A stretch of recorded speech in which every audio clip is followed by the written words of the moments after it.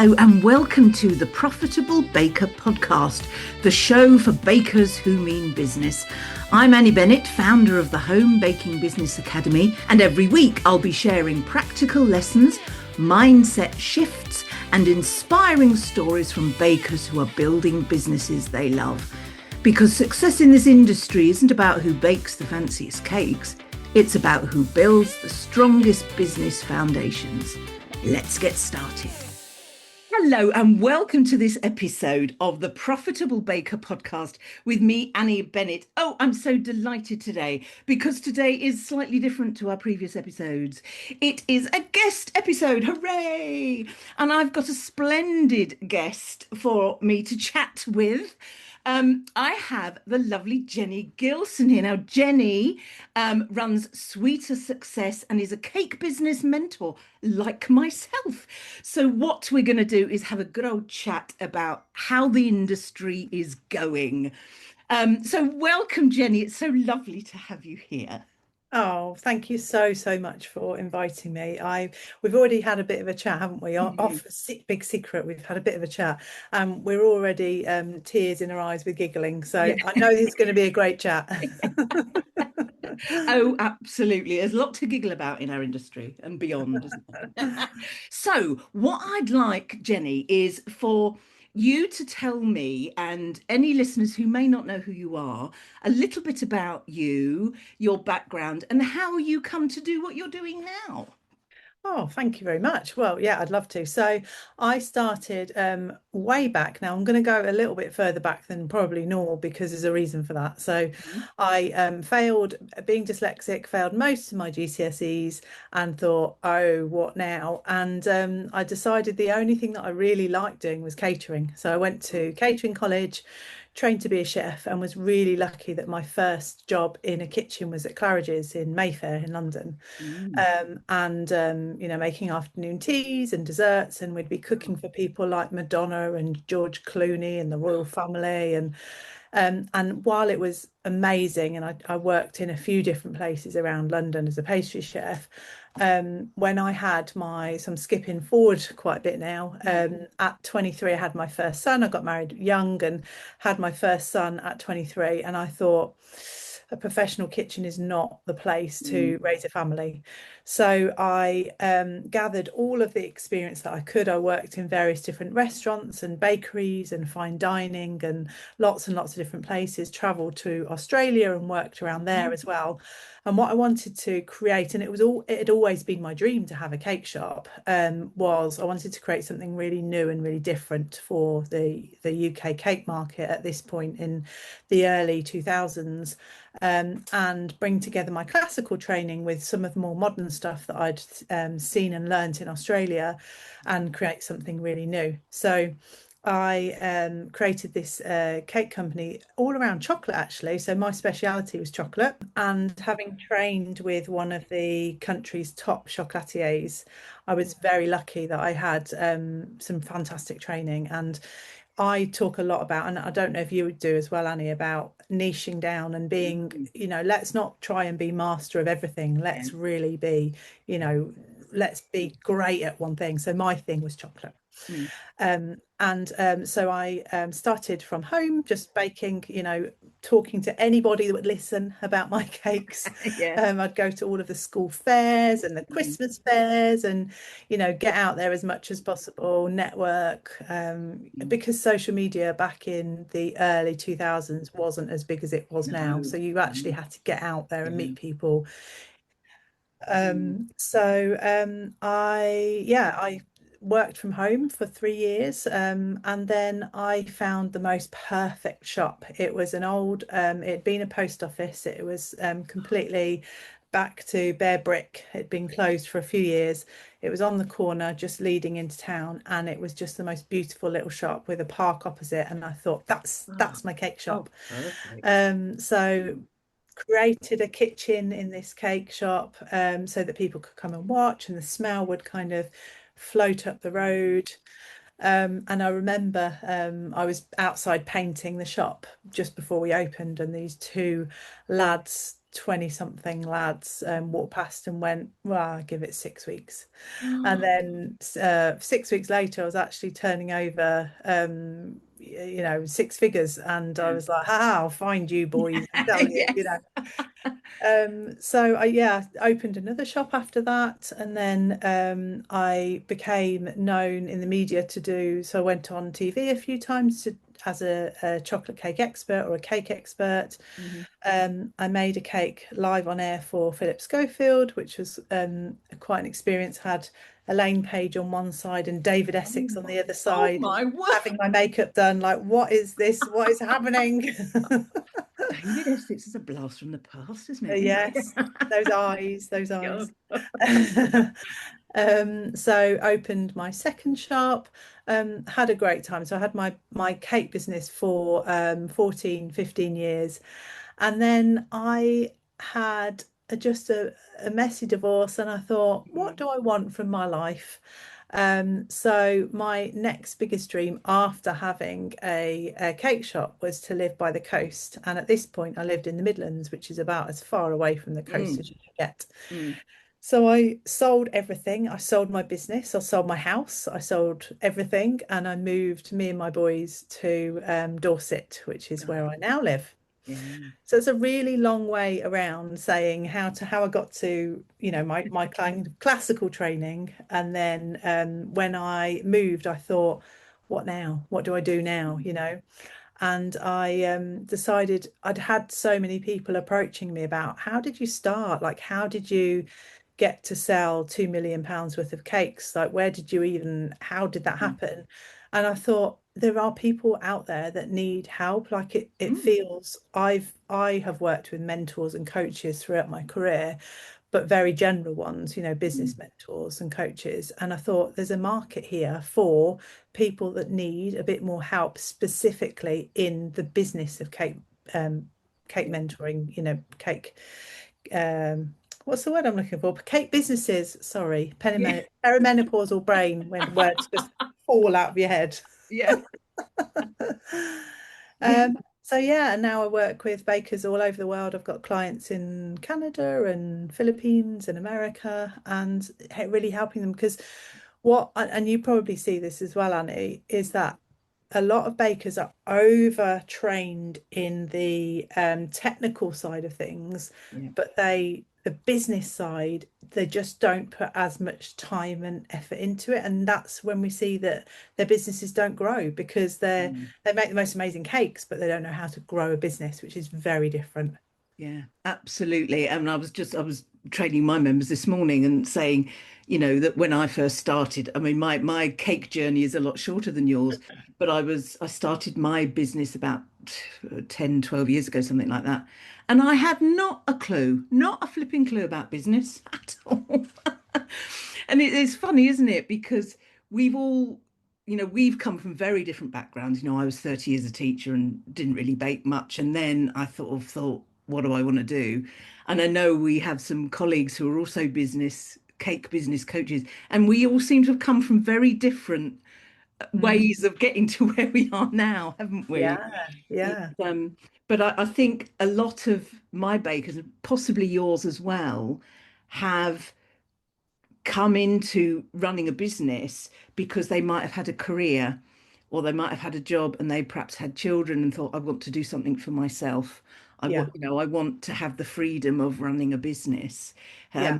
Have you found that's where a lot of cake businesses, how they, originate? Yeah, Mm, absolutely. And as I said at the beginning, I very much wanted the business to work around my family as mm, well. mm, I wanted to be at sports day. I wanted to be at assemblies. I didn't want to miss out on mm. that. Yeah, And I think I've shown with being early 20s, being dyslexic, if I can do it, then anybody else can do yeah, it. yeah, And I think, our kids grow up so fast that we want to be able to dedicate that time and have that freedom to go, I'm going to go on a school trip today, or I'm yeah, going to go and watch sports day, or whatever it is. And that yeah, freedom to be able to also show your children what can be done. yeah. Like, school is my husband's a teacher as well, so I Mm, kind of get a little bit of that world is that school is so funneled to academic learning and, maths, science, English, you have to have these things. But Yeah, actually, as moms that are entrepreneurs, we're teaching that there's also another way as yeah, well. yeah, You can be on paper, you can not be particularly book smart, which I say I'm not particularly book smart, but I could probably build a house. yeah, yeah, yeah, yeah. And you're teaching your kids, not only are you building something for you, but you're also building something for your family as well, which is just priceless. Yeah, you've absolutely hit the nail on the head. I keep banging on about this.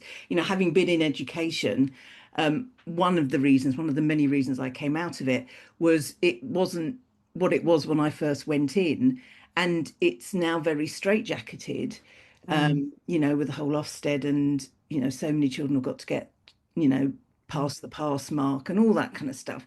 And yeah, there doesn't seem to be any real freedom for creativity and going off and doing what your passion is. And I think we've got beyond this. You go to school, you get your exams, you have a career for 40 years, you then retire, and then, yeah, because so many people are cracking that trend, aren't they? Particularly the people that we work with. I've got people that I work with who have done all sorts of things, a whole range of things, and they decide they don't want to do that anymore.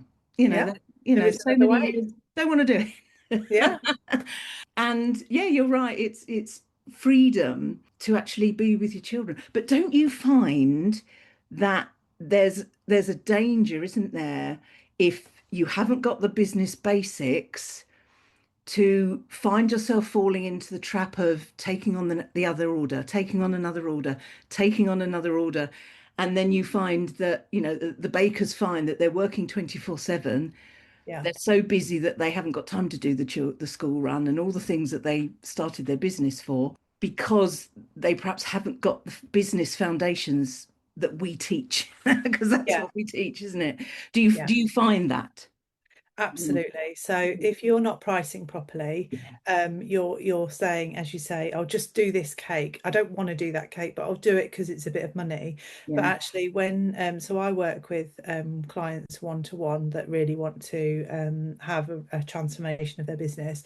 And mm, when we sit down and really look, I know you're big on figures as well, but when we mm, really sit down to look at the figures and the margins and the profit, when people there's someone that I'm working with at the moment, and when we really looked at her profit margins, she was able to reduce the amount of cakes that she made, up her prices, and she was saying, people won't pay that. And I mm. said, they Will, will. yes. And a month later, she's proven that it is working. So she said, Mm, I've got another order, and they paid the new price and they didn't even question it.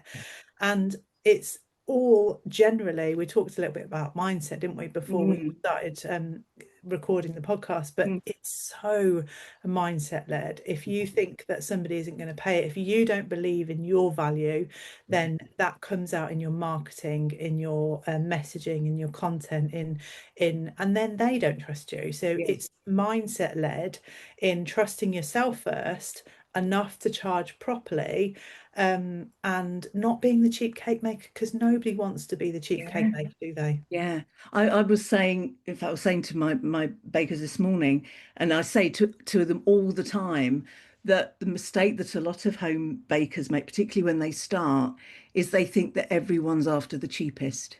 Mm, That's really not the case. You mm. know, if you think about, when you, and I always give the example of laying a patio. I've no idea why. It's the first thing that comes to my head. If I wanted to lay a new patio in my garden, I would have no idea what that would cost, Yeah, But I'd go and get quotes. yeah, And I would, in amongst that, I would see what their service levels are like, i.e., whether how quickly they answer my emails, how nice they are talking to me, all that kind of stuff. But the chances that I would actually choose the cheapest, I probably wouldn't. I mm. probably wouldn't. I'd probably, choose out of three, I'd probably do either the middle or the top one because You that want there's quality. probably service levels and Yeah, reputation, and you're going to get a good job and all that kind of stuff. yeah. And that's quite a hard lesson to learn for a new baker, isn't it? It really is, because I think they think, well, if I'm cheaper, then I'll get Mm, more customers. But actually, then you really struggle to get out of that cheap baker, and actually a lot of them will be just charging ingredients plus Mm, 10% or whatever. And actually what that means is that they're losing money and yeah, they're paying people to take their cakes yeah, away, yeah, um, which is such a painful lesson, but also one that's really hard to get out of. yeah. So charging properly from the beginning is really, really It important. really is, isn't it? I've come across bakers who've said, oh, things like, oh, if I charged for my time, I'd never have any customers. And you think, Mhm. oh, no, let me help you. Yeah, yeah, yeah. And the whole, you can't charge that in my area. I Oh, that's used to have a tough. big Facebook group and I closed it now, but used to have that all the time. I Did thought you you? were going to say it was called that. You can't charge that in my Yeah, area. no. You could have though, couldn't you? But it's true. People would really, really assume that they Yeah, couldn't charge that in. And I used to say to them, "What do you mean by in your area? Do you mean by your local community Facebook group? Because yes, you're probably right in that respect. yeah, yeah, yeah, But I bet you 10p that within 5 miles of you, there's someone who doesn't think of paying 300 quid for a handbag. You yeah, know? So yeah. it's all to do with the visibility. And you talked, when you were telling us your background about having to be visible in the early 2000s. Mm, And and I think it's really important for us to remember that that is important. I think mm. too many people, don't you think, rely on the social media Yes. and they don't see what's beyond that. Yeah, absolutely. There has to be a mixture of Mm, online and offline marketing. mm, But like you, or probably like you, I see a lot of bios accounts. One with a generic AI made logo, which all yeah. look the same color. They Mm, don't have a pink. name even on their account. Mm, So I don't know that you're called Annie. It's a yeah. faceless cat. There's no picture Yeah. of them. It's Yes. very generic. It says cakes for all occasions. Now, yes, there is a lot of bakers out there, but the way that you stand out is to be different than all of those. So invest in your branding, get really great branding, and you don't have to invest a lot of money. Mm, Show your face, like talk about why you love baking. And I know that people are nervous about showing up online, but you have to do it yeah. in this day. You have to. People buy Do. from Yeah. people that they can see. Mm, And I think that I was doing a live last night about visibility, and lots of people know the word visibility, but what the nuts and bolts of that is that you have to be out there, and it's not just I'm going to post 3 times a week yeah. and that's my visibility Yeah. tick. Done Yeah. that bit, The work, does it? yeah. No, and we have to be we have to be content creators, we have to be marketing managers, we have to be PR people, but Mm, that is just the business now. So you have to learn how to do all of those things. I'm a mm, big believer in bringing in people around you to do the things that you're not good at, but you yeah. have to know how to do them Yeah. and what's needed in your Yeah. business. Yeah. Oh, absolutely. It's really important that the whole visibility thing, I say if you're only online, you're a 2D business. Yeah, And if people only ever see you in Facebook or on a Facebook group, you're 2D. You've got no substance to you, really.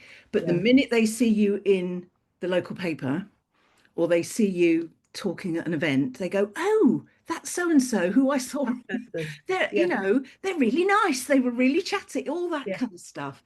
And yeah. it joins up the dots for people, doesn't it? Mm. It it makes your business 3D, 4D, whatever it is, how many Ds it is, I All don't the D's, know. all of them. All of them, all the Ds. But it does, it's true, isn't it? And of course, you are, in fact, did I not see today before we came on? Did I see you post something about a magazine that you were in? I think I Cover did, didn't I? star, cover Tell us star. about this. Yeah. So what you've got to think about in terms of PR. So I've been really lucky with my career that I've had a lot of PR, Mm, a lot because I made the first anniversary cake for Charles and Camilla Darling back in 2007, I think it was. yeah. But so what you have to get quite savvy is knowing your story and being able to tell your Mm, story. mm, Now, this magazine article it's in Best magazine, and it's actually about manifestation. mm, So I don't talk about manifestation that much because I think people think manifestation, woo woo, hippie, all of those things are true. I'm a great hippie. I love woo woo, but I am also a serious business person as well. So those two things exist.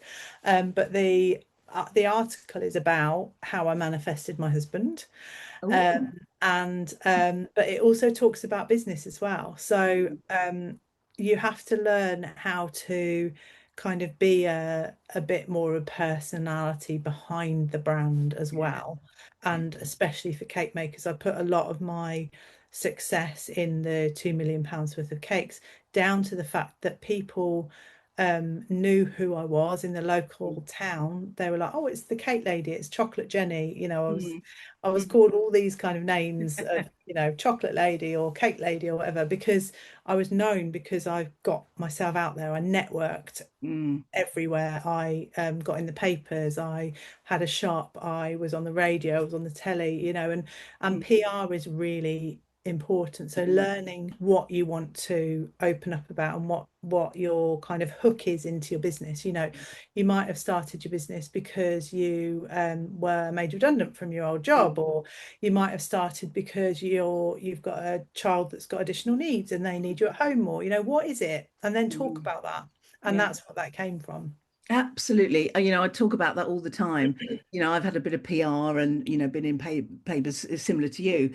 And it's all about having a story. And I say to my bakers, you've all got a story because you've all started a business. And that is a story. And people want to read about that, don't they?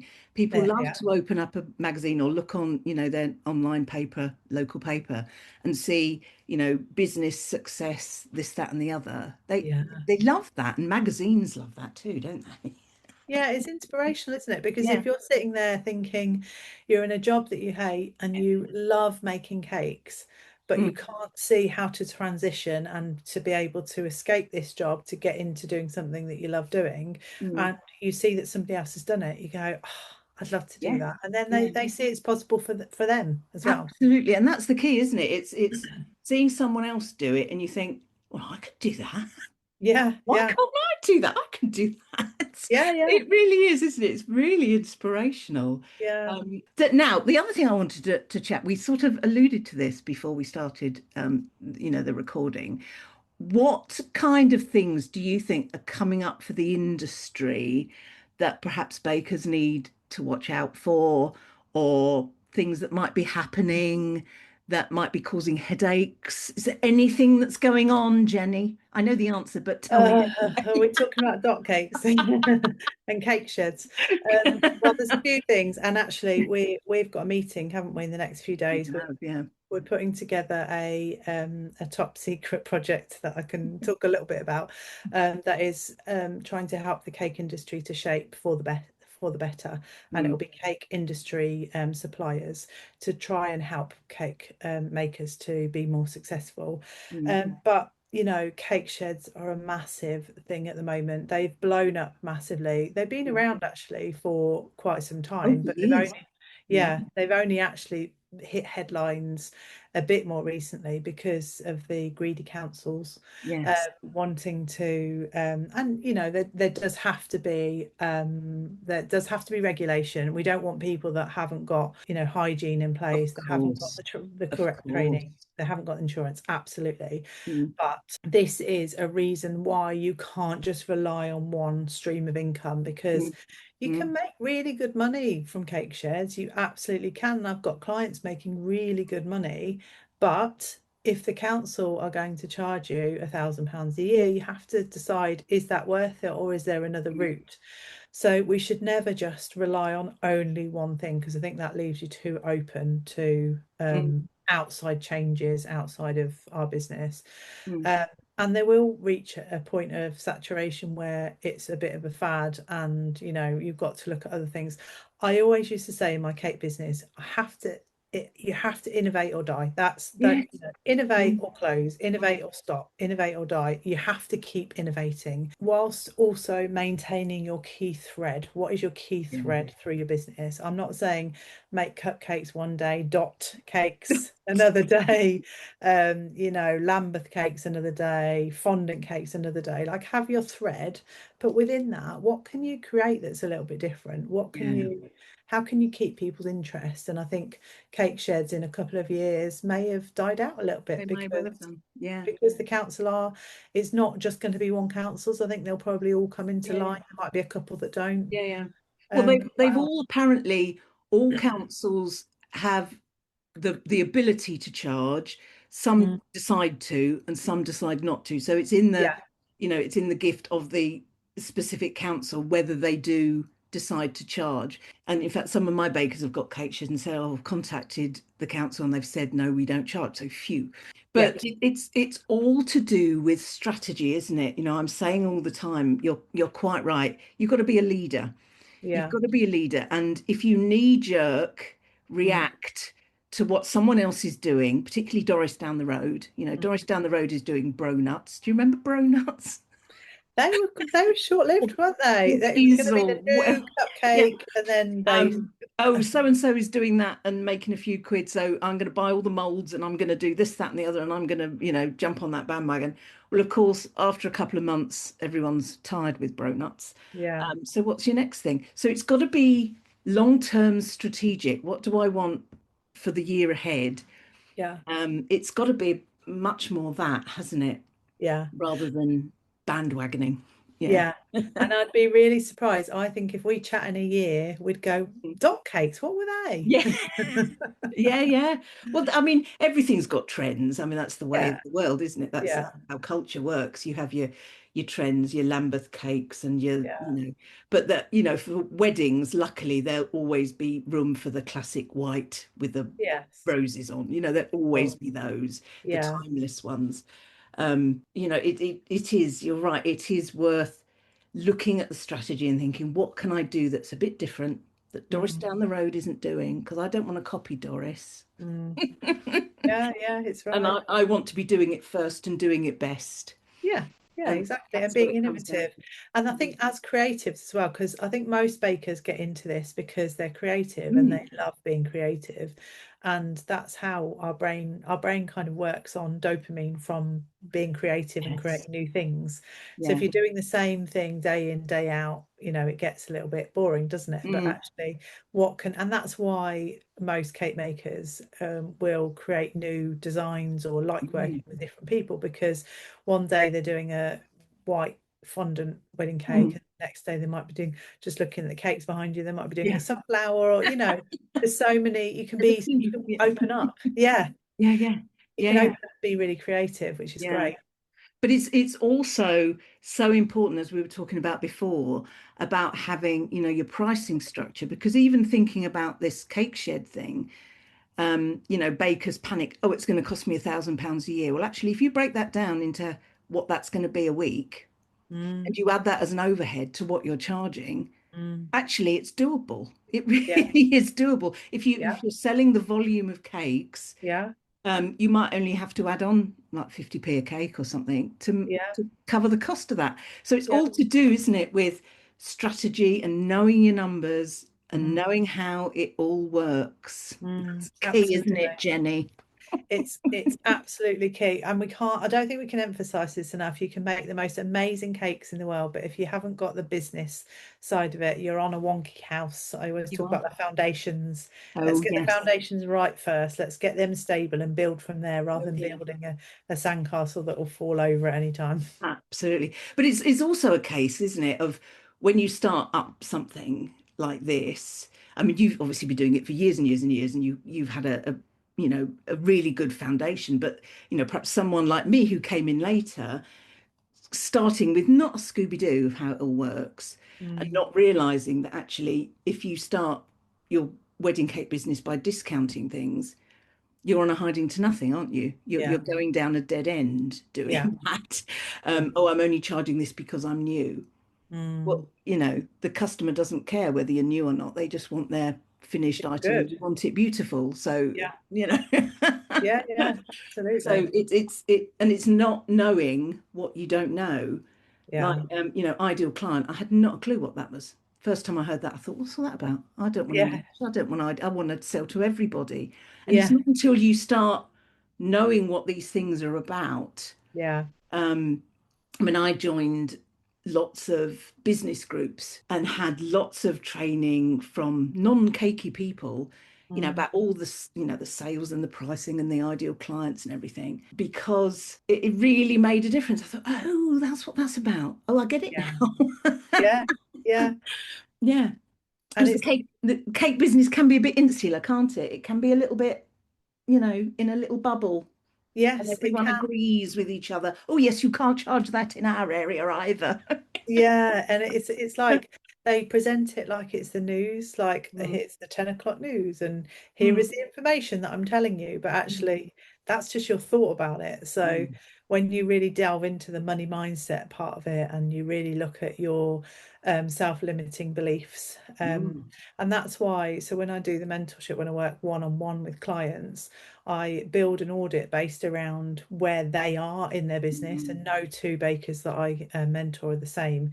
So I tailor the program to them because some of them Yeah, need more mindset help, some of them need more financial planning help, some of them need more marketing help or branding. So it really, although we're all selling the same sort of thing at the end of the day, your what will make or break your business is you. So you have to make sure that you learn what you need to yeah, know to make it successful. yeah. And don't give up before you get there, because a lot of people are like, I love doing this, but it's exhausting, and it shouldn't be exhausting. There'll be some Exactly. days where you think it's exhausting, but Mm, overall, it shouldn't be. It should be something that you love doing yeah, and that supports your life rather than takes over your life. yeah. Yeah, I mean, I'm often saying, once it gets to be a chore and you start hating it, that's when you step back and you go, right, what's going on here? Yeah, what's What wrong? am, because something's not right if that's the Yeah, case, isn't it? yeah, absolutely. Something's come awry. The wheels have come off your cart Yeah, somehow. yeah. Go and find the wheels. Yeah, because it should be, we should be running our business for our life, not Yeah, running our life because of our business. yeah, yeah, That's the way round it should be. And if we want to totally. have, 8 o'clock or 8:30 and 3 o'clock for picking the kids up, then we should be able to do that. Yeah, Mine are grown up now, so I don't same. have to do that anymore. But Yeah. I do, don't you miss those days though? Like when you're in them, you think this is really hard work. And then Mm. mine are now 19 and 22. And I'm like, oh, I just like them back at 5 and 8 just for Yeah, a few hours. mine are still cuddly though, so that's great. Oh, that's nice. You've got girls, haven't you? I have. Yeah, mine are Yeah. boys, so they're not. Oh, I see.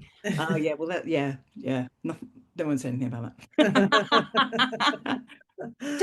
So what we're going to be coming to our end of our time now. It's a shame because we could talk for hours, couldn't we? But Yeah. what do you think, for people listening to this podcast, what do you think are the main things that people need to be thinking about, in the next year or so? What do you think the focuses should be for cake businesses? I think that let's leave the learning. Okay, so we've learned how to buttercream, we've learned how Mm, to decorate to a really high standard, we've learned all of the wafer paper, the trends, the Lambeth, this, that, everything. Let's focus on actually learning the business side of it mm, now, because there's always going to be another skill that you could learn, mm, but let this skill be about how to sell, how mm, to manage your mindset, how to market your business, how to network, how to get on top of your branding, how to post, how to be visible, all of the things that will actually grow your business rather mm. than, oh, I just need to learn about how to make wafer paper flowers. You don't. You need to learn how to run a business and make money. Yeah, absolutely. Because it's all about the profit, the profitable baker. I've even Exactly. changed my name to make it really important, because that's what it's about. If you're Yeah. not making money, you've got a really expensive hobby, haven't you? Yeah, exactly. We- What a segue, Annie. It's like you've done this before. It's slick. This operation is slick, Jenny. Excellent. Oh, it's been so lovely talking to you. Now, if Oh, people want to get hold of you, and find you online and all that, where can they find you, Jenny? I mostly hang out on Instagram. Right? Love a bit of Instagram. A bit of So sweet underscore as underscore success. And I am always all about the pink. hot pink. So Hot if you pink. find a hot pink Yeah. account, is mine. What we'll do is I'll ask you to send me all the links and things, and I'll put them in the Yeah, show notes so everyone amazing. can go in there. Jenny, thank you so much for joining me today. We talked about cake sheds and dot cakes and all sorts of things. It's just been so fabulous, and I know that we are going to be perhaps working on your top secret project. That's Ah. as well. So I'm sure listeners, you will find out what that's all about in due course, whenever that happens. But yes, thank you so much for joining me today, Jenny Gilson. Thank you. Oh, thank you so much for having me, Annie.